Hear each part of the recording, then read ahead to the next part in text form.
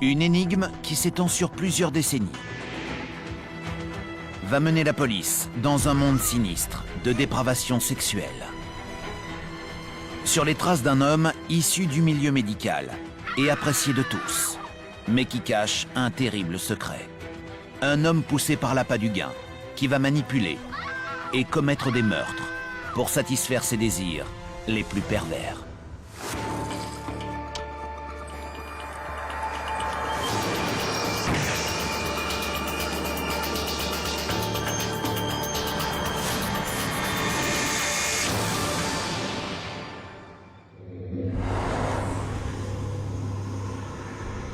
« 3 juin 2000, dans le comté de Lynn, au Kansas.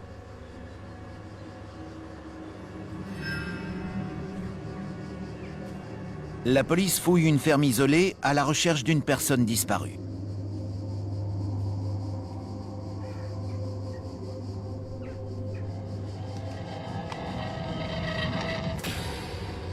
Les agents trouvent plusieurs fûts métalliques stockés près d'une maison mobile. Ils réussissent à ouvrir l'un d'entre eux.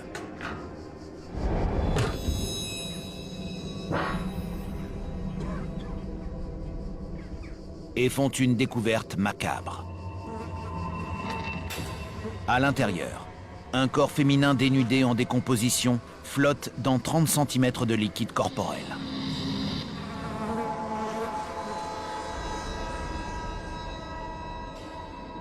C'est une vision d'horreur qui restera à jamais gravée dans la mémoire de l'inspecteur David Brown. C'était horrible. C'est le genre de choses qu'on n'oublie pas.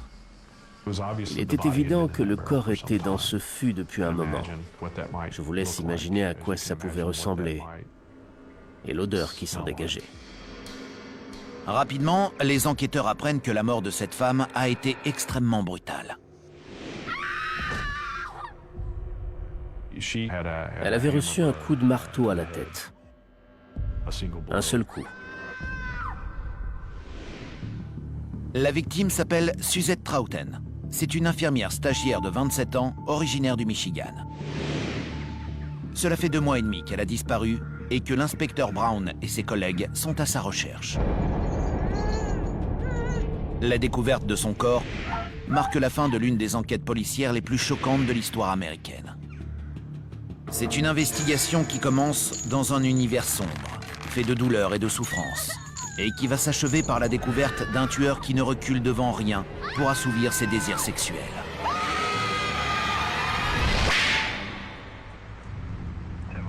L'enquête sur la disparition de Suzette commence en mars 2000. Dans la banlieue de Kansas City, la police d'Overland Park reçoit l'appel de Caroline Trouten, une mère inquiète qui vit à 1000 km de là, dans le Michigan. Les policiers reçoivent un appel de Caroline signalant la disparition de Suzette. Cela fait 1 mois que Suzette n'est pas entrée en contact avec sa mère, soit depuis qu'elle a quitté le Michigan pour commencer un nouveau travail d'infirmière au Kansas. Caroline explique qu'elle et Suzette sont très proches, qu'elles se téléphonent quasiment tous les jours. Donc ce n'est pas normal que Suzette n'appelle pas sa mère. La jeune femme a été recrutée pour s'occuper d'un homme âgé, le père d'un certain John Robinson. Celui-ci pourrait avoir des informations sur sa disparition. Méfiants, les enquêteurs demandent à Caroline de lui téléphoner, tandis que des agents enregistrent leur conversation. Vous avez des nouvelles de Suzy? Suzy?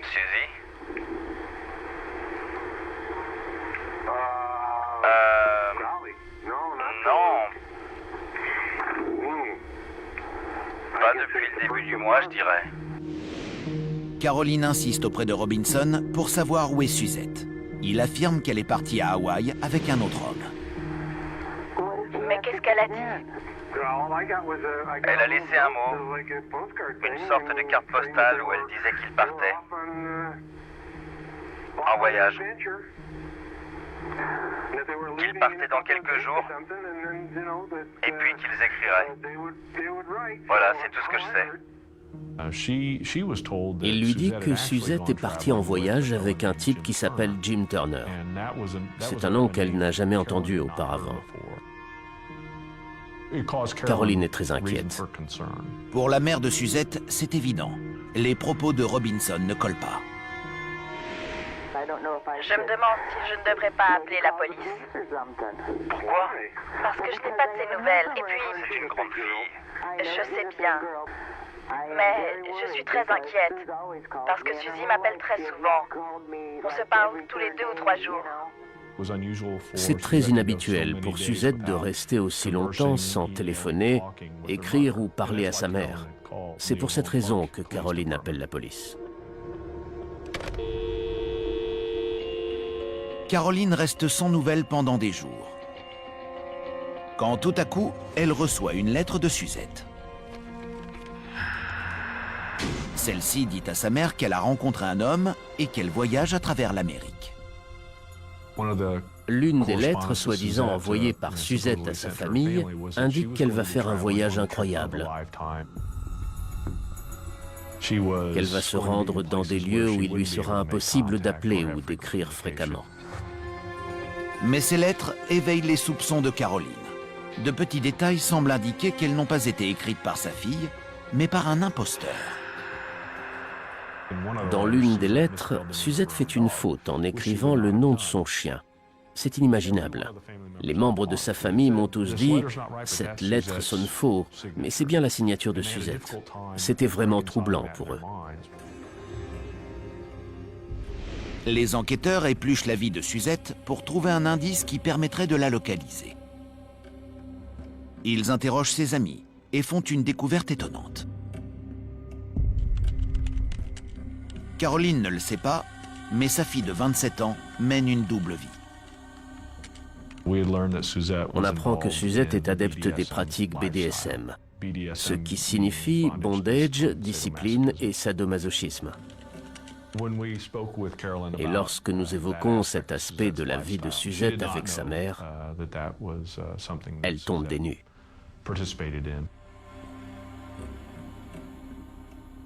Il se trouve que Suzette Troughton est une esclave sexuelle connue et consentante dans le monde du BDSM en ligne. Pour le psychocriminologue David Holmes, les preuves montrent que Suzette cherche activement des partenaires pour assouvir ses fantasmes. Pour Suzette Troughton, ses activités sadomasochistes sont plus qu'un passe-temps. Elle a jusqu'à 4 partenaires simultanés. Dans une relation sadomasochiste, un partenaire soumis donne le contrôle de sa personne à son partenaire dominateur. Il lui accorde une grande confiance. Mais il y a également un grand risque. Les policiers pensent alors que la disparition de Suzette est liée à son intérêt pour le sadomasochisme. Nous essayons de comprendre ce qui lui est arrivé. Est-ce qu'elle est vivante? Est-ce qu'elle participe de façon consentante à quelque chose qui l'empêche de contacter sa famille? Pour retrouver la jeune femme, les enquêteurs doivent infiltrer le monde obscur du BDSM sur Internet. Ils font appel aux amis de Suzette pour explorer le web et dénicher la moindre information qui pourrait leur indiquer où elle se trouve. Ils aident l'enquête en nous donnant des informations concernant des courriels, des tentatives de contact et différents échanges qu'ils entretiennent avec un individu de la région de Kansas City. Pendant que les amis de Suzette recherchent des indices sur Internet, les enquêteurs s'intéressent de plus près à l'homme qui a offert un emploi à la jeune femme. Il s'agit de John Edward Robinson, 56 ans. Ils apprennent qu'il a travaillé dans le milieu médical. Plus jeune, Robinson rêve d'être médecin. Mais il choisit finalement d'être technicien en radiologie. En 1965, il travaille à l'hôpital pédiatrique Mercy à Chicago. Et quelques années plus tard, il ouvre son propre cabinet de consultation médicale. L'homme est marié et un père attentionné et semble être un citoyen modèle. Robinson se présente comme un chef d'entreprise qui a réussi. Il va à l'église et s'investit beaucoup dans la vie de la communauté.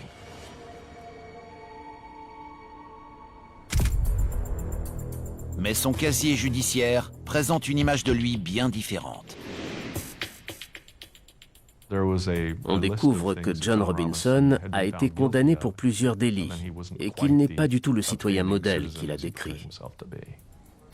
Pour en savoir plus, les enquêteurs prennent contact avec son agent de probation, Stephen Ames. Quand on m'a appelé et qu'on m'a dit que c'était au sujet de John Robinson, je n'ai pas été surpris. Je me doutais qu'il referait surface un jour ou l'autre. Ça ne présageait rien de bon. Les policiers apprennent qu'en 69, Robinson a été arrêté pour avoir escroqué plusieurs milliers de dollars à son employeur. À l'époque, il travaillait pour le docteur Wallace Graham et détournait l'argent du cabinet médical. Les diplômes de radiologie qu'il affirmait avoir obtenus étaient faux. C'était une escroquerie. Il avait tout inventé. Il ne se souciait pas des patients. Il ne voyait que son intérêt personnel. Robinson est reconnu coupable de vol. Et il est condamné à 3 ans de prison avec sursis. Peu après, il ouvre son cabinet de consultation médicale. Mais Robinson continue les escroqueries et usages de faux, et les arrestations s'accumulent. Robinson est l'archétype de l'escroc. Il est rassurant, il a de l'éloquence, c'est un menteur né. Robinson escroque sa famille et ses amis en les invitant à participer à différentes entreprises hasardeuses, montées de toutes pièces. Sa réputation d'homme malhonnête grandit. Robinson est doué pour charmer et apaiser. Et il utilise ce talent pour se faire de l'argent sans effort. Mais la justice le rattrape, et Robinson doit payer pour ses crimes. En 1987, il est emprisonné pour 6 ans après avoir été déclaré coupable de multiples fraudes. Le charisme et le talent de manipulateur de Robinson lui ont permis de survivre très longtemps. C'est hallucinant de voir qu'il a pu arnaquer les gens impunément pendant toutes ces années. Les enquêteurs savent maintenant que l'homme a des antécédents, et ils se demandent s'ils doivent l'interroger sur la disparition de Suzette Troughton. On avait fait le lien entre John Robinson et Suzette. On s'est dit qu'on pourrait le convoquer pour un interrogatoire. Mais pour savoir s'il était en contact avec elle, il fallait qu'on le suive. Les inspecteurs le placent sous surveillance continue.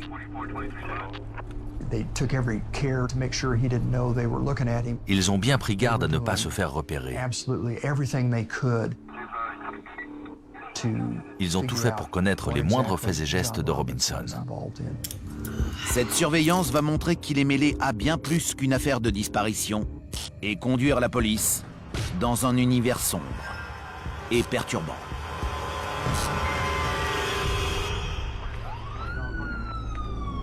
Mars 2000. La police de Kansas City enquête sur la disparition de Suzette Troughton, 27 ans. John Robinson, un ancien technicien en radiologie, est placé sous surveillance. Au même moment, son conseiller d'insertion révèle que le suspect a un lien avec une autre disparition. Et les similitudes avec le cas de Suzette font froid dans le dos. Stephen Ames explique aux enquêteurs qu'en 1984, Robinson a mis en place un programme d'aide aux jeunes mères en difficulté. Robinson a créé ce qu'il appelle une association caritative pour aider les jeunes mamans. Il leur fournit un appartement. L'une d'entre elles s'appelle Lisa Stacy. Elle a une fille nommée Tiffany.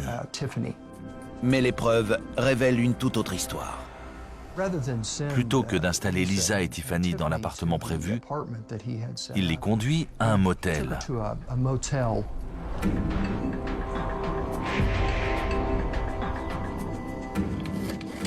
La belle-mère de Lisa déclare avoir reçu un appel de la jeune femme peu de temps après son entrée dans le programme de Robinson.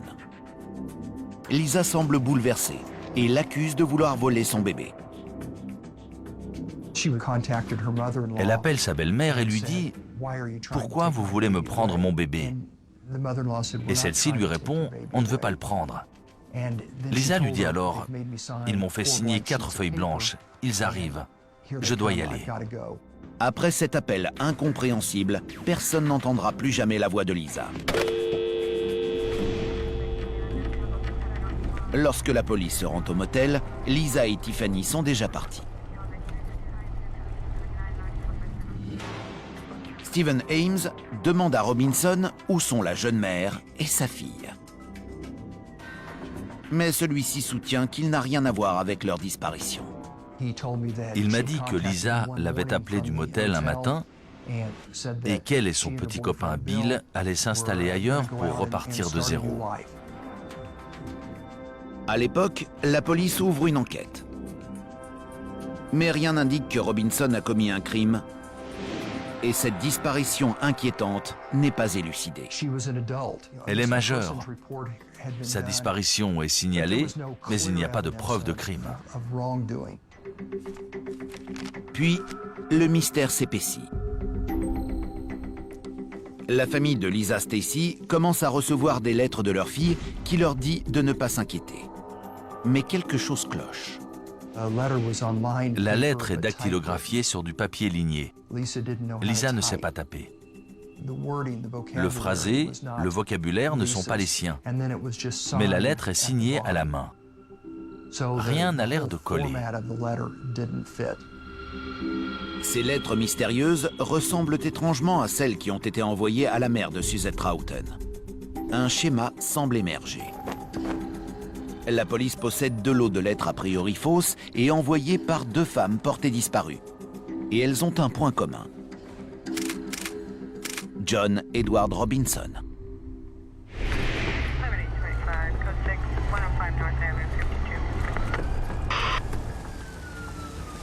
Dès lors, une question se pose pour les enquêteurs. Combien d'autres disparitions sont liées à l'escroc récidiviste? Ils épluchent leur dossier pour obtenir des réponses. Ce qu'ils trouvent ne fait qu'accroître leur inquiétude au sujet de Suzette Troughton. En 1984, Paula Godfrey, 19 ans, a disparu après avoir postulé pour un emploi de secrétaire au sein d'une entreprise locale. 3 ans plus tard, Catherine Clampett, 27 ans, disparaît après avoir postulé auprès de la même entreprise. Cette entreprise est au nom de John Robinson.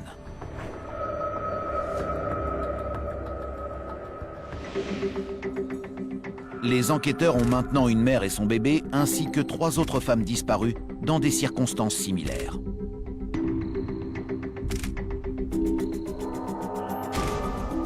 Et toutes ont un lien avec la même personne. Individuellement, ces affaires offraient peu d'éléments pour avancer. Mais lorsqu'on les a rassemblés, le schéma est devenu très clair. Les preuves semblent indiquer que Robinson est responsable de l'enlèvement des femmes. Mais les policiers ne savent toujours pas où elles sont. Lorsqu'un criminel trouve le mode opératoire qui lui convient, il n'en change pas. Toutes sont des jeunes femmes et elles ont toutes disparu dans des circonstances mystérieuses. Une chose n'est pas claire. Que leur arrive-t-il après leur disparition? On savait qu'il se passait des trucs pas nets, que des femmes disparaissaient, mais on était perplexe et on se disait « Qu'est-ce qu'il trafique? Ce n'est qu'un arnaqueur. Il ne fait pas de mal aux gens. Alors qu'est-ce qu'il mijote ?» S'ils veulent retrouver Suzette Troughton vivante, les enquêteurs doivent passer à la vitesse supérieure. On sent que quelque chose de grave est arrivé à Suzette. On s'inquiète pour elle, on veut tout faire pour la retrouver, pour la sauver et la protéger. Une équipe spéciale d'inspecteurs aguerris est constituée pour éplucher les affaires non élucidées. On commence par appeler toutes les personnes qui pourraient nous aider, notamment des enquêteurs qui ont travaillé sur les disparitions des jeunes femmes dans les années 80. Rapidement, ils font une découverte capitale. Ils apprennent que Robinson est depuis longtemps un adepte de ligotage et sadomasochisme. C'est un maître qui fournit des soumises à des clients avides de ce genre de jeu sexuel. Et une affaire bien précise pourrait expliquer ce qui est arrivé aux femmes disparues.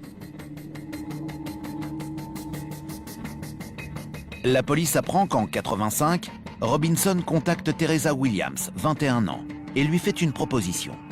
En échange d'un salaire et d'un appartement, est-elle prête à devenir à la fois sa maîtresse et se prostituer pour lui et ses clients? La jeune femme a besoin d'argent et accepte. Elle décrit un rendez-vous effrayant que Robinson a arrangé avec un client appelé le juge. On passe la chercher, ses yeux sont bandés, on la drogue et on la conduit jusqu'à une maison qui semble se trouver dans les beaux quartiers de Kansas City. Dans cette maison, il y a un donjon. Il y a des chevalets de torture et toutes sortes d'accessoires sexuels.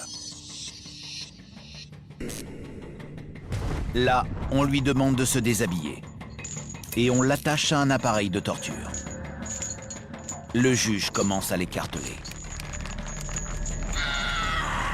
Elle hurle de panique et le supplie d'arrêter.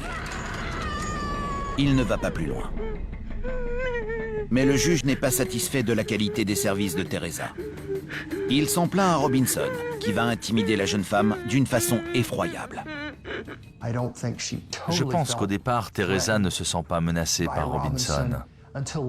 Mais ensuite, elle raconte qu'il prend une arme, insère le canon dans son vagin et menace de tirer. L'horrible expérience vécue par Teresa Williams pourrait expliquer le sort de Suzette Troughton et des autres femmes disparues. Les policiers manquent encore de preuves pour pouvoir arrêter Robinson pour enlèvement. Mais ils font une autre découverte capitale.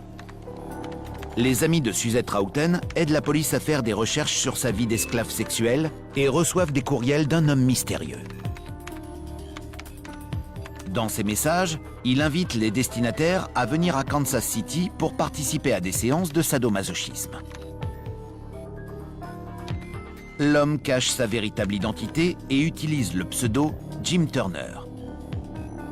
Mais il partage volontiers ses photos. L'une des femmes reçoit une photo de Jim Turner. Grâce à ça, on confirme que Jim Turner est en fait John Robinson. Ils ne font qu'un.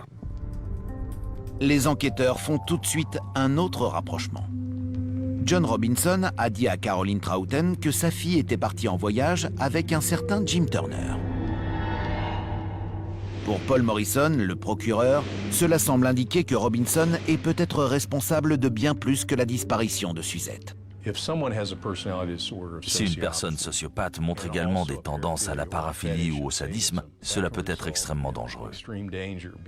Pour résumer, si vous avez quelqu'un qui n'a aucune conscience et qui en plus prend plaisir à faire mal aux autres, il peut finir par tuer. Malgré leurs soupçons, les enquêteurs n'ont pas accumulé assez de preuves pour arrêter Robinson pour la disparition de Suzette. J'essayais de comprendre. Il prépare quoi? Qu'est-ce qu'il fait? J'étais persuadé qu'il se passait des choses terribles, mais ce n'était pas évident d'y mettre fin. Les policiers n'ont pas d'autre choix que de continuer à surveiller leurs suspects en permanence. Et à espérer qu'un faux pas révélera sa vraie nature au grand jour.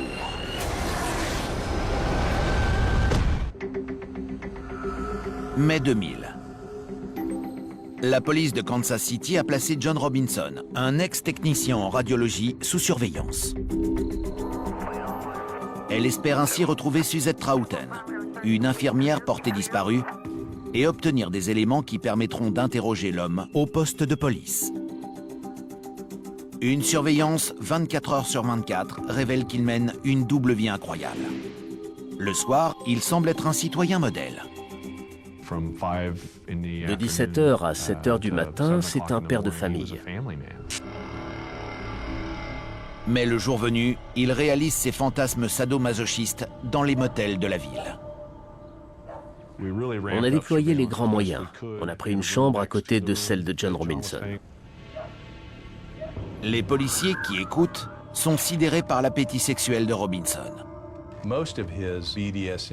Ses activités sadomaso se déroulent entre 8h et 17h pendant que sa femme est au travail. Il peut coucher avec 3 à 4 femmes différentes durant la journée. Et le soir venu, il remet sa tenue de citoyen modèle et joue avec ses petits-enfants.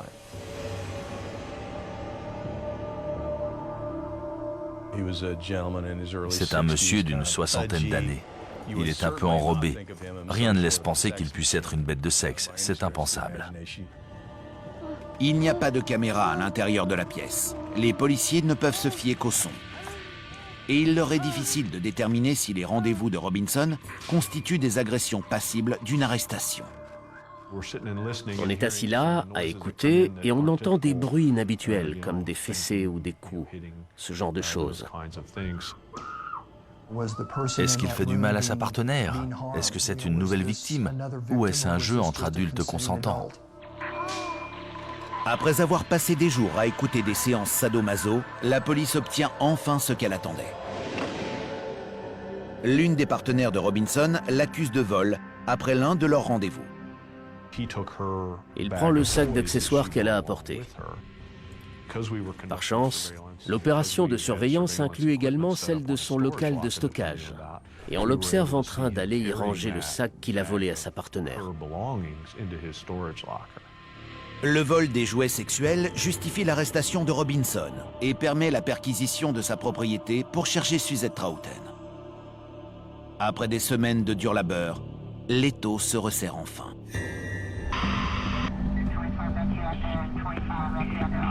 « 2 juin 2000.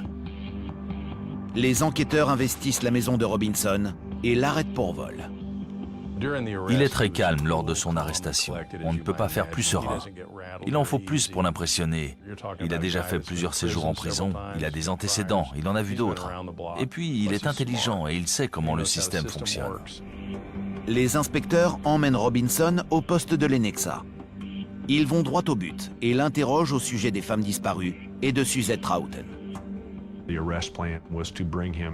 On décide de l'emmener au poste de police de l'Ennexa et de lui montrer des photos de femmes qu'il a côtoyées. Pour nous, c'est le meilleur moyen d'obtenir des propos incriminants de sa part. Mais Robinson reste de marbre. Il ne dit rien aux inspecteurs. Il ne décroche pas un mot, car il est assez malin pour savoir que la meilleure chose à faire, c'est de ne rien dire. Puisque Robinson ne parle pas, la police doit changer d'approche. Elle perquisitionne dans sa maison mobile et fait mouche. Elle trouve une quantité incroyable de preuves qui relient Robinson à Lisa Stacy, la jeune maman qui a disparu avec son bébé 15 ans auparavant. Elle trouve notamment une feuille de papier qui porte sa signature en bas de page. L'un des papiers signés par Lisa 15 ans plus tôt est encore en possession de Robinson. C'est clairement un de ses trophées.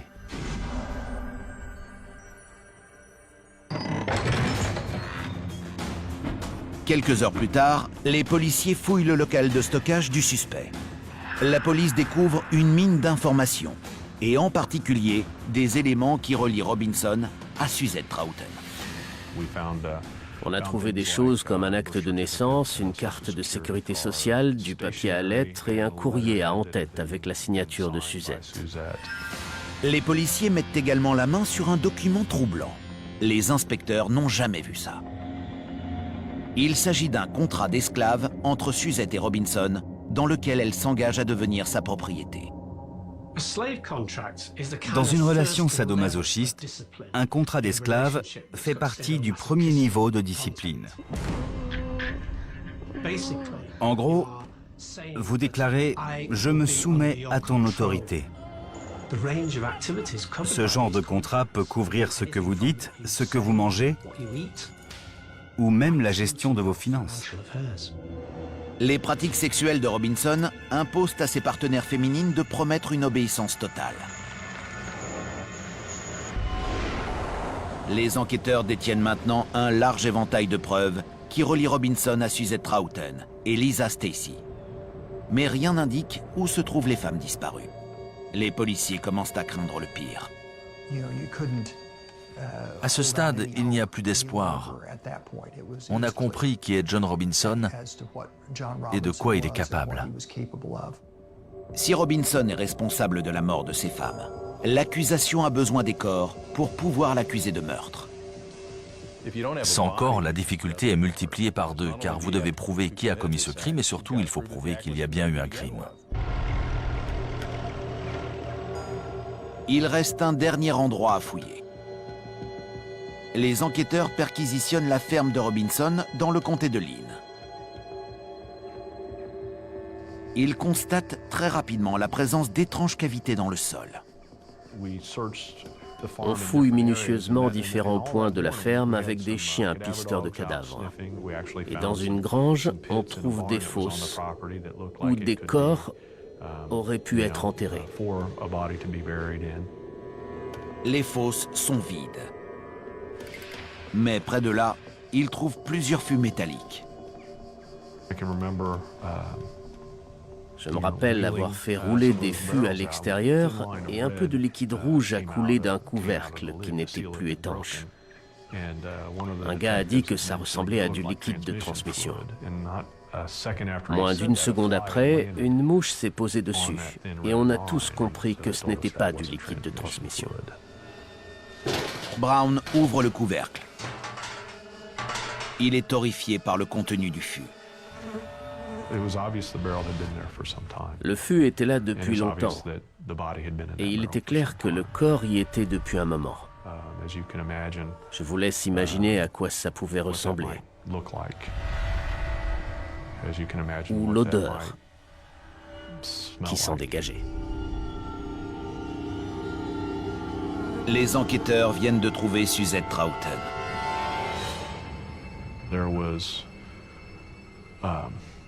Je dirais qu'il y avait un sentiment de satisfaction ou de devoir accompli. Et en même temps, on se disait, quelqu'un est mort. Suzette n'est plus là. L'examen du corps révèle que sa mort a été soudaine et violente. Suzette Troughton est morte d'un choc violent à la tête. Elle n'avait aucune blessure de défense, ce qui nous laisse penser qu'elle n'a pas vu de coup venir. Il a pu être porté de côté ou de derrière avec quelque chose comme un marteau à panne ronde. Mais Suzette n'est pas la seule victime trouvée par la police. Le corps d'une autre femme se trouve dans un second fût. Et il ne s'agit pas de l'une des femmes disparues identifiées par les enquêteurs. Nous avions trouvé un certain nombre de noms de femmes associées à John Robinson pendant notre enquête, mais nous n'avions aucune idée de qui était cette seconde victime. Il s'agit d'Isabella Lewiska, une jeune femme polonaise de 21 ans. À l'instar de Suzette Troughton, son autopsie conclut qu'elle a été tuée par un coup violent. Elles avaient en commun ce coup porté à la tête par un marteau. Il est fort probable qu'elle ne l'ait pas vu venir. Le lieu du crime devait être maculé de sang.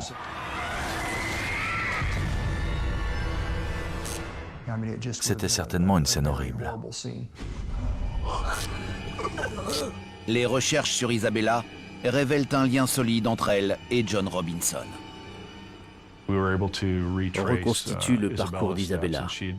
Elle arrive à Kansas City, rencontre John, et pendant un temps, elle s'installe dans un endroit qu'il a trouvé pour elle. Le plus tragique, c'est que personne ne savait qu'elle avait disparu. Comme pour les autres femmes disparues, les parents d'Isabella reçoivent des messages soi-disant envoyés par leur fille. Les lettres racontent qu'elle s'amuse et voyage à travers le monde. Les enquêteurs ont maintenant assez de preuves pour arrêter John Robinson pour meurtre. Mais alors qu'ils approfondissent leurs recherches dans cet univers de perversion, le pire reste à venir.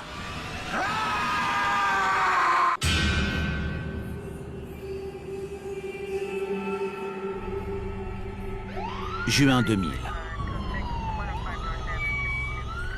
Dans le Missouri, des policiers fouillent un local de stockage loué par le meurtrier présumé, John Edward Robinson.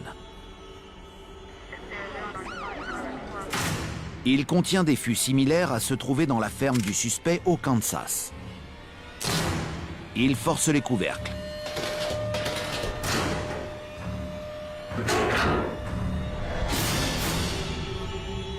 Et font une série de découvertes macabres. On ouvre ces 3 fûts et on trouve 3 autres corps. Les policiers découvrent avec stupéfaction qu'il s'agit de 3 victimes sans lien avec leur affaire. L'un des corps était celui de Beverly Bonner. Les 2 autres étaient une mère et sa fille, Sheila et Debbie Face. Debbie était handicapée. Elle se déplaçait en fauteuil roulant. C'était d'autant plus effrayant d'apprendre ce qu'il s'était passé. Aucune des victimes n'est portée disparue. Les enquêteurs cherchent à en savoir plus et rapidement, des indices révèlent le mobile de Robinson. Robinson rencontre Beverly Bonner lors de son incarcération dans le Missouri. C'est l'une des bibliothécaires de la prison. Lorsqu'il sort, ils se retrouvent et continuent leur relation. Rapidement, Robinson entrevoit une opportunité qu'il ne peut pas rater. Robinson réalise qu'elle perçoit une sorte d'indemnité ou de pension alimentaire de la part de son ex-mari. Pour Robinson, c'est l'occasion de se faire de l'argent facile. À l'aide d'un marteau, il tue Beverly Bonner. Une fois débarrassé d'elle, il encaisse la pension versée par son ex-mari. Après la mort de Beverly, Robinson a continué à recevoir les chèques et pour lui, c'était une simple source de revenus. De la même manière qu'avec les femmes disparues, Robinson couvre ses arrières en envoyant des lettres factices aux proches de Beverly Bonner. La famille de Beverly Bonner reçoit des lettres qui disent « Je fais le tour du monde, la vie est belle. Et puis, ne vous en faites pas pour moi, tout va bien. » Les enquêteurs pensent que le mobile financier est également ce qui pousse Robinson à tuer Sheila Face et sa fille. Il les rencontre sur Internet et apprend qu'elles perçoivent une pension d'invalidité pour Debbie. Il se fait passer pour un fermier aisé qui souhaite les aider, alors qu'en réalité, il veut s'approprier la pension d'invalidité. Il attaque sauvagement les 2 femmes, en les frappant à de multiples reprises avec son marteau à panne ronde. On pense que Sheila Face est l'une des seules victimes qui s'est débattue quand il l'a attaquée. Une fois débarrassé de Sheila et Debbie, Robinson récupère la pension d'invalidité de Debbie. Non seulement il encaisse les chèques d'invalidité d'une enfant en fauteuil roulant, mais il tue cet enfant, met son corps dans un fût. Il arnaque ses proches et empoche sa pension d'invalidité pendant des années après l'avoir assassinée.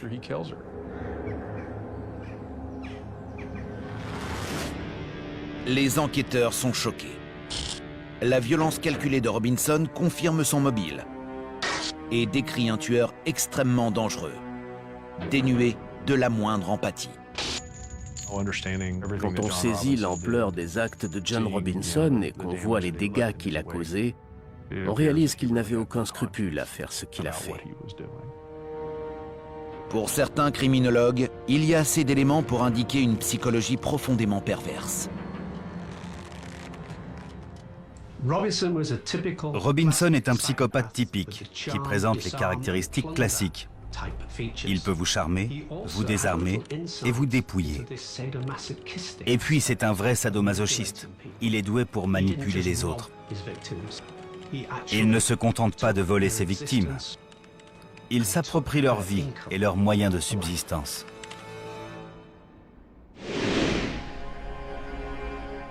Mais les crimes effroyables de Robinson ne s'arrêtent pas là. La police s'interroge toujours sur le cas de Lisa Stacy. La jeune femme a disparu après un coup de téléphone à sa famille où elle l'accusait de vouloir lui prendre Tiffany, son bébé. C'est là que le contrôleur judiciaire de Robinson reçoit un appel d'un journaliste. Il m'a dit, apparemment Tiffany aurait été élevée par le frère de Robinson comme sa propre fille depuis 15 ans. Vous en pensez quoi? Et je lui ai dit, c'est l'histoire la plus dingue que j'ai entendue. Cette rumeur semble incroyable. Mais les tests ADN prouvent que la nièce adoptive de Robinson est bien Tiffany, la fille de Lisa Stacy. Robinson a arnaqué sa propre famille. De la manière la plus effarante qui soit. Son frère confie à John qu'il rencontre de grosses difficultés pour adopter. Robinson répond qu'il peut l'aider. Moyennant 5 500 $, il peut lui garantir l'adoption d'une petite fille. Rien ne laisse penser à son frère que sa fille adoptive est le bébé de Lisa Stacy, une jeune femme que John Robinson a tuée quelques jours plus tôt.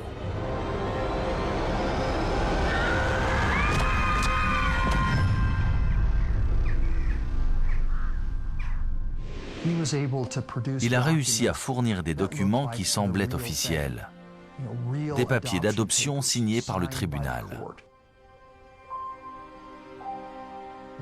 Le frère de John Robinson et sa famille se sont fait arnaquer comme les autres. La fille de Lisa Stacy, devenue adolescente, est sous le choc lorsqu'elle apprend son histoire. Mais elle décide de rester avec la famille Robinson.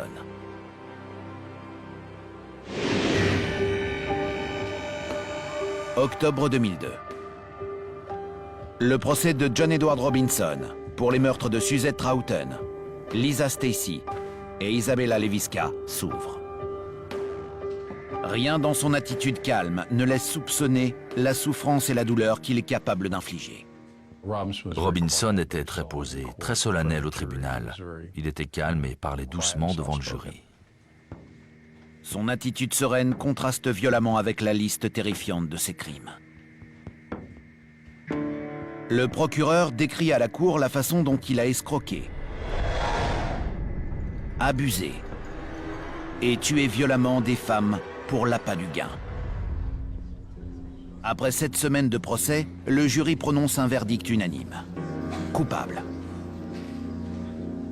Robinson plaide également coupable pour les meurtres de Paula Godfrey, Catherine Clampitt, Beverly Bonner et de Sheila et Debbie Face. En janvier 2003, John Edward Robinson est condamné à la peine de mort. La condamnation à mort de Robinson était une grande satisfaction. En attendant, John Robinson et son esprit actif sont confinés à une cellule de prison. C'est une punition adéquate.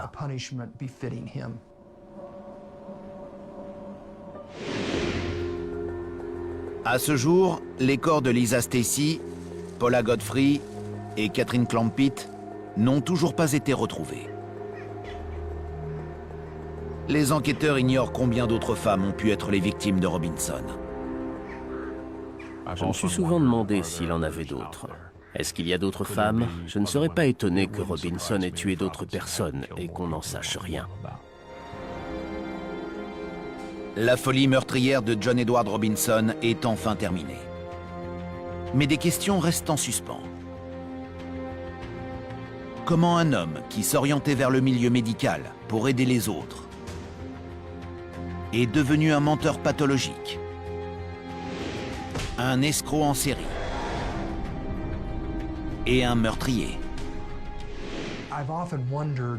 Je me suis souvent demandé s'il avait découvert par accident cette excitation, ce frisson. Il est l'escroc qui aime gagner. Personne n'aurait pu imaginer qu'il se transformerait en meurtrier. Ses motivations demeurent peut-être un mystère, mais les forces de l'ordre n'ont pas de doute. Justice a été rendue.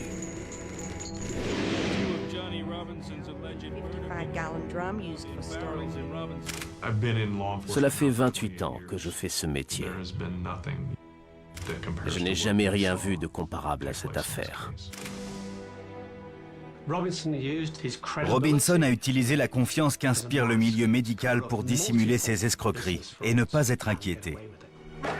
Pour un psychopathe comme Robinson, devenir un meurtrier était très facile. C'était un tueur, pas un simple tueur, mais un tueur en série.